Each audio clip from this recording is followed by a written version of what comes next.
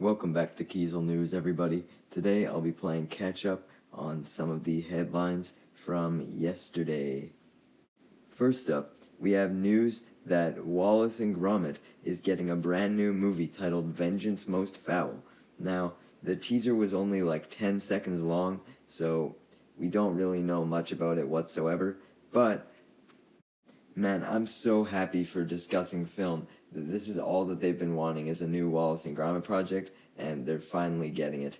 And it brings back some good memories too. I remember watching the original Wallace and Gromit movie in elementary school during Halloween, I believe it was. Back when I had no stress whatsoever in fucking elementary school.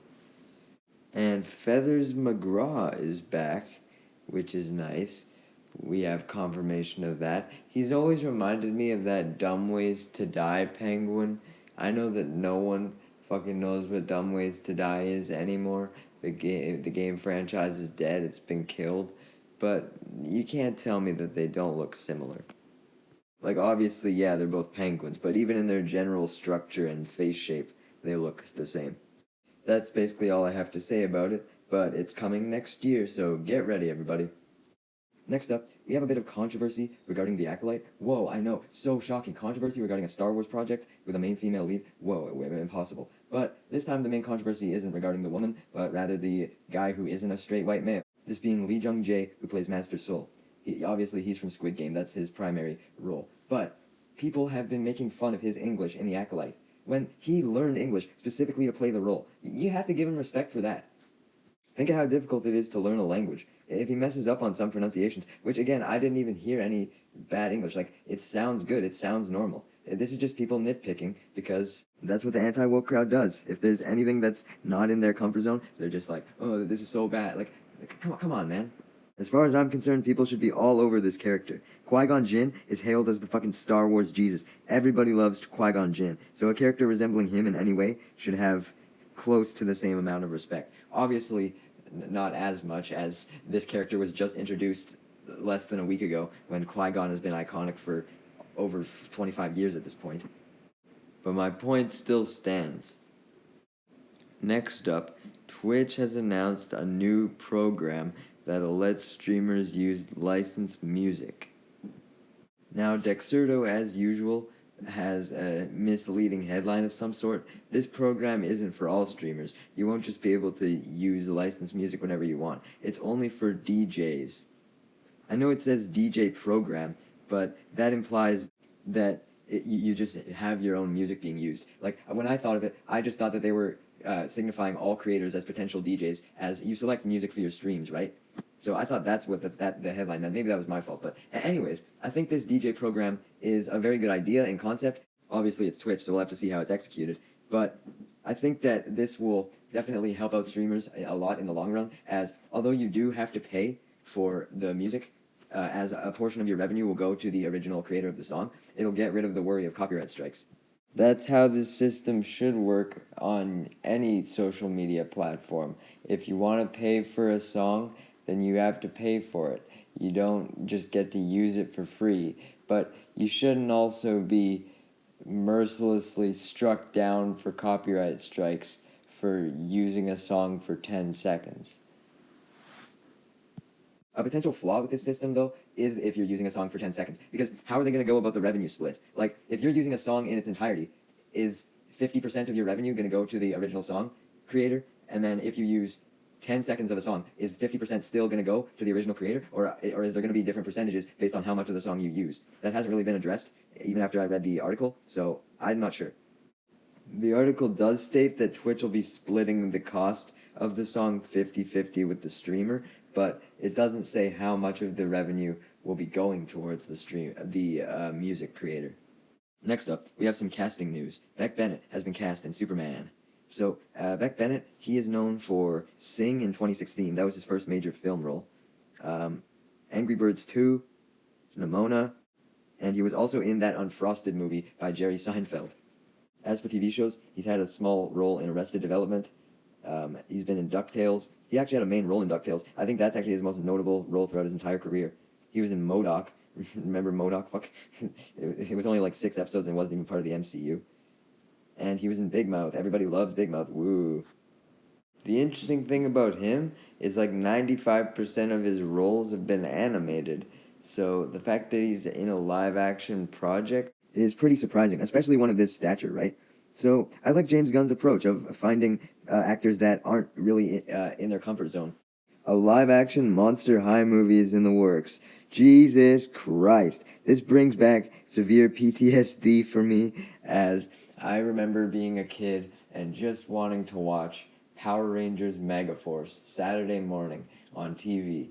And right at the commercial break, boom, Monster High commercial. Like, fuck off. I just want to see monsters get obliterated to bits, man. Also, I just realized how kind of odd the casting for this is going to be, as you're looking for actors who resemble the look of toys. It's not the other way around where you're making toys based on an actor's face. Another weird thing is that this dude named Akiva Goldsman is writing the script. I've never heard of him, but why would you get a dude to write the script? Like, I don't want to be sexist in this day and age, but Monster High is clearly a property for girls. Why not have a girl write the script? However, Akiva Goldsman does have a pretty good filmography, I will say. A Time to Kill was a very good movie, and that's not even taking into account his main work of Star Trek. He did work on the story of The Last Night, but still more positives than negatives. An update to the TF2 situation, with Fix It TF2 being back. The reviews on Steam have now dropped all the way to mostly negative. This is with 25,000 negative reviews. Like, holy shit, man. There's only been 95,000 negative reviews in the game's entire 15 plus year history, and basically a quarter of them are coming just from this controversy. That is insane. If Valve doesn't do anything to fix these issues, man, they clearly don't care. Maybe Microsoft should buy them at this rate. No, obviously not. Microsoft is still worse. Next up, Mr. Beast's new video has been teased, and it's not coming until July 13th because there's so much editing that needs to be done.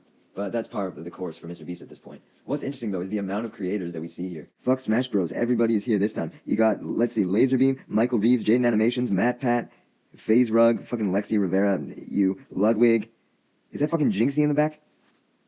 Critical, Odd Ones Out, Logan Paul, Kai Cenat.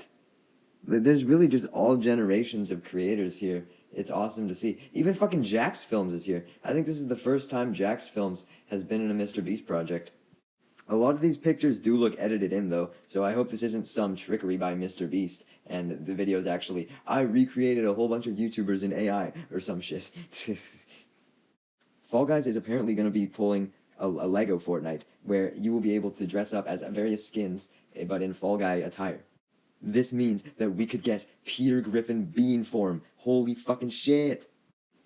Speaking of AI, YouTube is now releasing a new tool called Gen AI that'll help you brainstorm video ideas.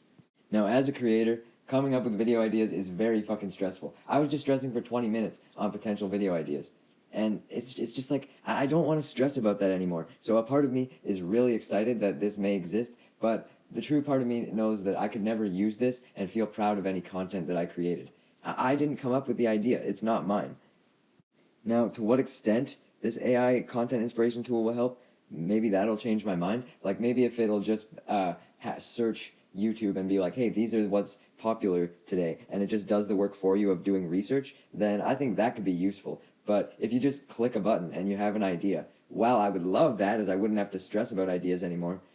It would take away the humanity of content creation, and it would turn a whole bunch of channels as soulless as the corporation channels on YouTube that we hate so much, such as T-Series.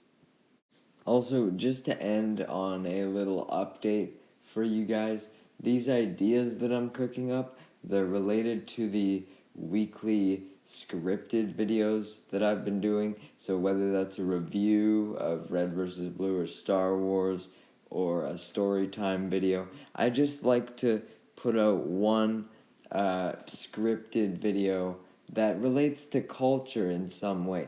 That's the entire focus of my channel, is culture, and then also my favorite franchises, which is why I do the recaps and reviews.